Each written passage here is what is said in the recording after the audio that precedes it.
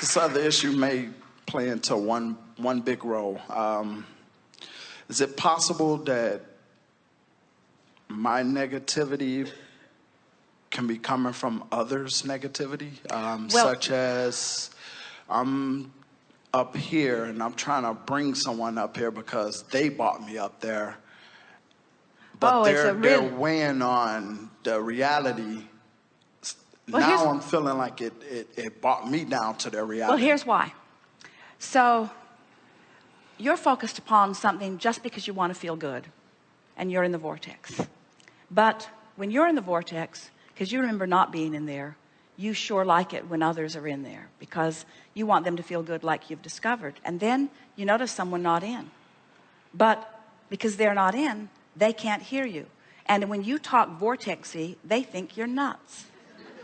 And when you talk optimistically, when they stand in the face of what they're facing, and even when they're looking at manifestations that they don't quite see for you, then they call you delusional.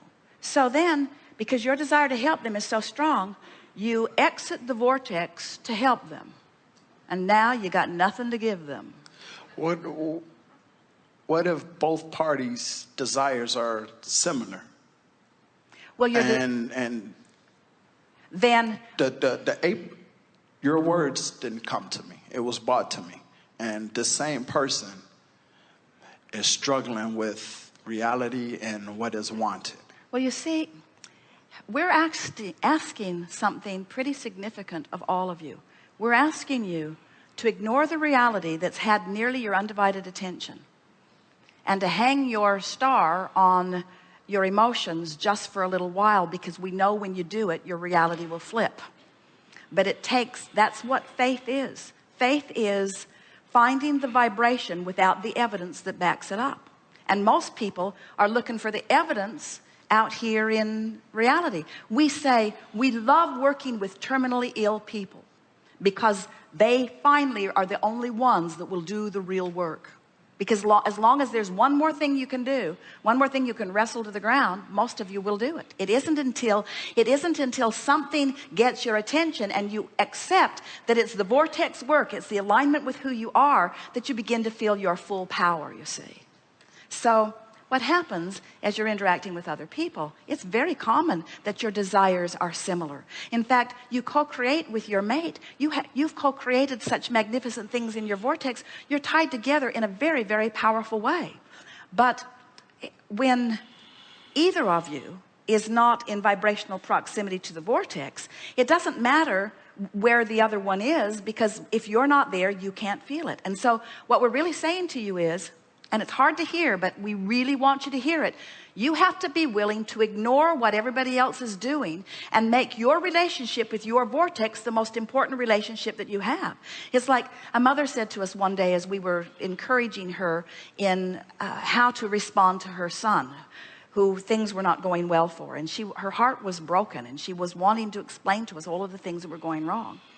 And so we talked to her about this vortex, and we talked to her about how she just has to ignore what's going on, and she has to focus completely upon the vortex version of him, which was a far cry from the reality version of him. And she said, but Abraham, won't he feel like I have forsaken him if I don't commiserate with him, if I don't listen to him, if I don't try to encourage him? And we said, no one will feel like you are not with them if you are practicing every chance you get the vortex version. In other words, no one will feel like you've let go of them if you are imagining their well-being and rooting for their well-being and practicing the thought of their success.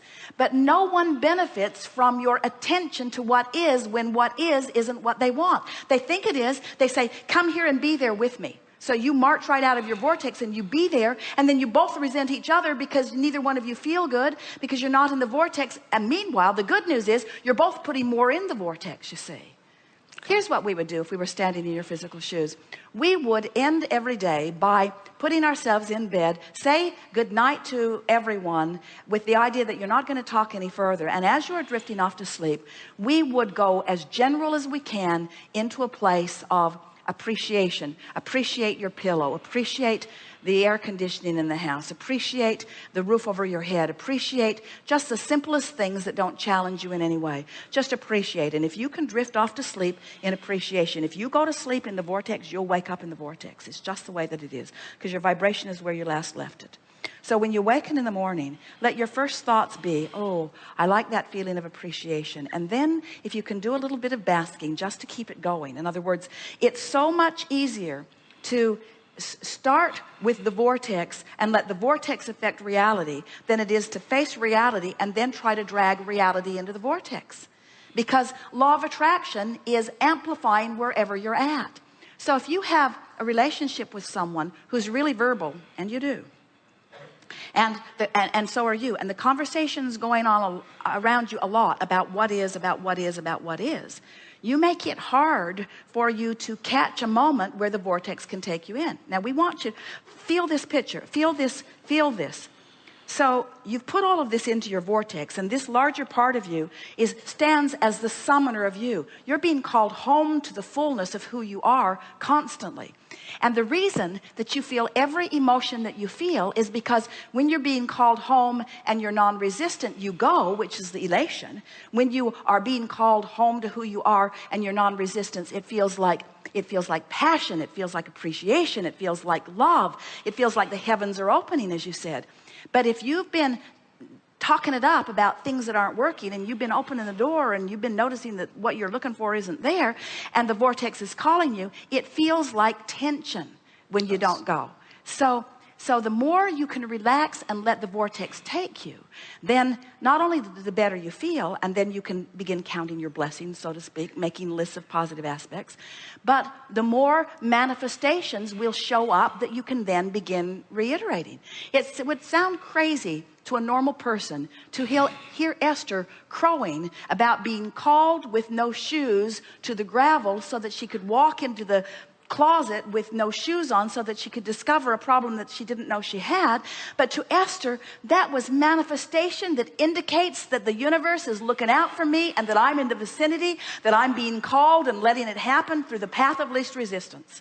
And that's what that feeling of worthiness is. The best feeling of worthiness is the knowledge that you're good and Source knows it, and you just get this wonderful exposure to life that is not only building your vortex bigger and better and bigger and better and bigger and better, bigger and better and bigger and better. Jerry and Esther are having such an interesting experience. They've been moving through life. Everything imaginable has come for them. 5 books on the New York Times, a couple of them #1. Everybody wants that. That was something that unfolded. More money than they have any sensible use for. A lifestyle that is rivaled by no one. Beautiful houses all over the place, driving monster buses around the country. People adoring them, the message moving through them. Everything wonderful, and yet still more room for deepness. Deepness in their relationship, deepness in their understanding of worthiness, deepness in their understanding that all things are possible, deepness in their understanding that it doesn't matter what is, that you have the ability to focus upon what you want and find it, deepness in understanding your true power. In other words, there is no end to what is in your vortex, and the vortex's ability to bring to you greater clarity, greater knowing, greater love, greater confidence, greater security, greater well-being, greater understanding that you are a being with no end to the capacity of your expansion, you see. So these are good times. Yes, it is. These are really good times. Now, with that said,